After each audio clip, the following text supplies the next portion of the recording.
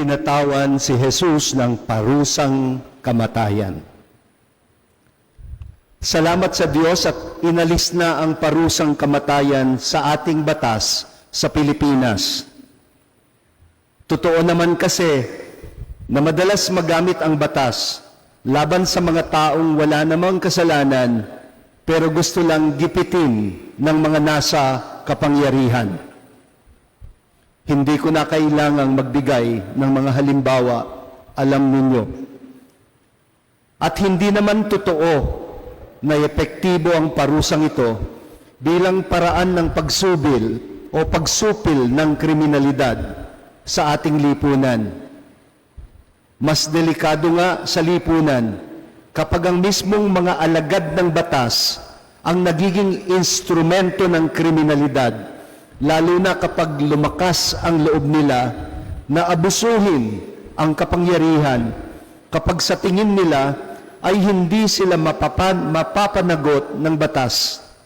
Kapag para sa kanila, sila na mismo ang batas o hawak nila sa kamay nila ang batas. Sa kasaysayan ng ating bansa, noong mayroon pang death penalty sa atin, iba't iba ang mga paraan ng pagbitay na ginamit ng gobyerno.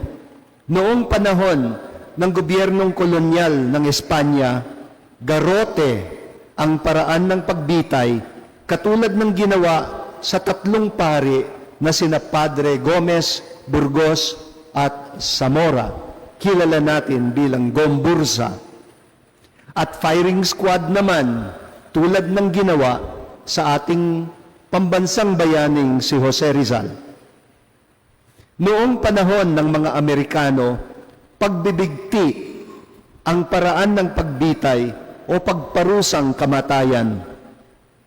At inabot ko pa noong ako'y bata pa ang silya elektrika noong kapanahunan ng martial law at ang lethal injection noong matapos ang martial law. Natigil nga ang death penalty noong taon 2006.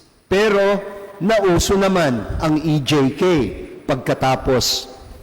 Ito'y mga illegal na paraan ng pagbitay, pero tahimik na sinang-ayunan ng maraming mga Pilipino dahil sa paniwala nila, maling paniwala nila, na mabisang paraan ito ng pagsupil ng kriminalidad.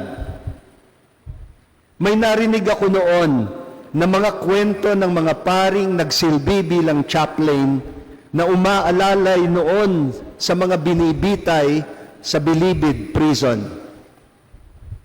Ang iba daw sa kanila, dahil sa tindi ng kaba at takot sa nalalapit nilang pagkamatayan, dinadala pa lang sila sa lugar kung saan sila bibitayin, nagwawala na sila at nagsisisigaw. Ang iba'y nagsusuka, may naiihi sa pantalon at mayroong nasisiraan ng bait. Ano ang nakikita nating kakaiba sa kwento ni San Lucas tungkol sa pagharap ni Jesus sa parusang kamatayan sa krus? 5 bagay. Una, kalmado siya. Panatag ang loob na humarap sa mga umuusig sa kanya. Pangalawa, nanindigan siya na walang katotohanan ang mga paratang laban sa kanya. Pangatlo, pinigilan niya ang paggamit ng dahas at pinagaling pa niya ang nasugatan na kampon ng mga umuusig sa kanya. Pang-apat, nagpatawad siya. Hindi siya nagbitiw ng mga banta ng paghihiganti laban sa kaaway. Mula sa krus, sinabi niya, Ama, patawarin mo sila. Hindi nila alam ang kanilang ginagawa. Itinuring niya silang hibang o nawawala lamang sa sarili. hindi sila masama. At ang panlima, hanggang sa huling sandali, nagbibigay pa rin siya ng pag-asa. Katulad ng ginawa niya sa magnanakaw, sa tulisan na katabi niyang nabitay sa Kalbaryo. Ibig bang sabihin, hindi natakot si Jesus? Natakot din siya. Huwag niyong kakalimutan, siya'y taong katulad natin. Subalit, hinarap niya ang takot. Sa gitna ng pananalangin niya, dun sa Garden of Gethsemane, sa bundok ng mga olibo, nagdasal siya, nanalangin siya, hanggang napalitan ang pangamba sa puso niya ng isang kapayapaan at kapanatagan ng kalooban. Kapanatagan sa pagharap sa mga pagsubok. Kapag hinahawakan ninyo ang palaspas ninyo, tatandaan ninyo ito ang sinisimbolo ng palaspas na minanalang natin sa bayang Israel mula sa karanasang pinagdaanan nila sa paglalakbay nila sa disyerto. Kaya pala, naging simbolo din ito ng ating mga bayani, ng ating mga martir sa simbahan. Kapag martir ang makikita ninyong rebulto, madalas may hawak siyang palaspas. Ginawang tanda at sagisag ang palaspas. Sagisag ng pagpapatotoo, pagyakap at paninindigan sa kalooban ng Diyos. Ito kasi ang larawan na ginamit nila bilang alaala ng bayang Israel na sa maraming beses nung sila'y naglalakbay sa disyerto, maraming beses silang natukso na masiraan ng loob. Matapos na tumakas sila sa pagkaalipin mula sa Ehipto, wala palang shortcut patungong Promised Land.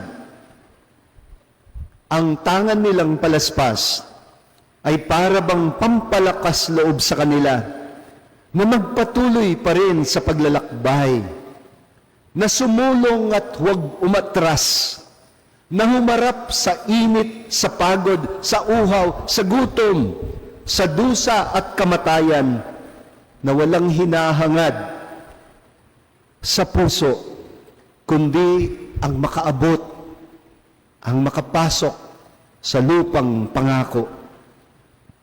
Mga kapatid, ganoon kung umusbong ang pag-asa sa buhay natin, na kapag madilim sa ating kapaligiran, kapag madilim ang ating nilalakbay, sa loob, sa puso at sa diwa, doon tayo maghahanap, maghahagilap ng liwanag na siyang gagabay sa atin para magtiyaga at magpunyagi hanggat hindi sumisikat sa labas ang liwanag. Ganoon kasi ang totoong mga kwentong buhay natin.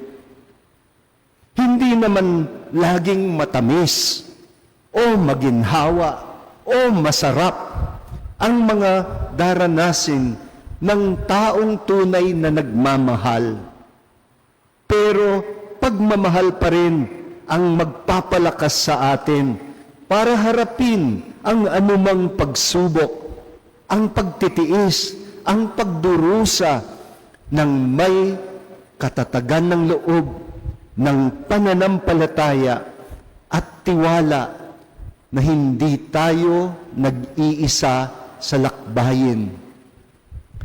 Sa ganitong paraan lamang natin mabibigyan ng saysay at kahulugan ang mga krus na kailangan nating bitbitin sa mga buhay natin.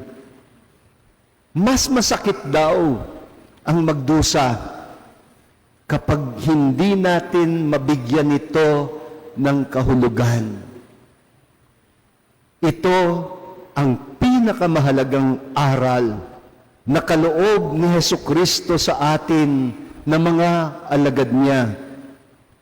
Siya lang ang makapagtuturo sa atin kung papaano mapapagaan ang mabibigat nating pasanin, na kung susunod tayo sa kanyang landas sa Kalbaryo, matatagpuan natin sa piling niya ang hinahon, ang kapanatagan, ang kapayapaan ng loob, at ang malalim na tiwala sa Diyos, na kung haharapin natin ang ating mga pagdurusa at kamatayan bilang ating pakikiisa sa pagdurusa at kamatayan ni Kristo, ay mabibigyan din natin ang mga ito ng kahulugan bilang partisipasyon, bilang pakikilahok sa kanyang misyon. Anong misyon ito? Sa misyon ng pagtubos sa mundong nakasangla. Ang misyon ng pagpapalaya mula sa pagkabihag. Ang misyon ng pag-aalay at pagbibigay buhay sa ikatatagumpay ng paghahari ng Diyos.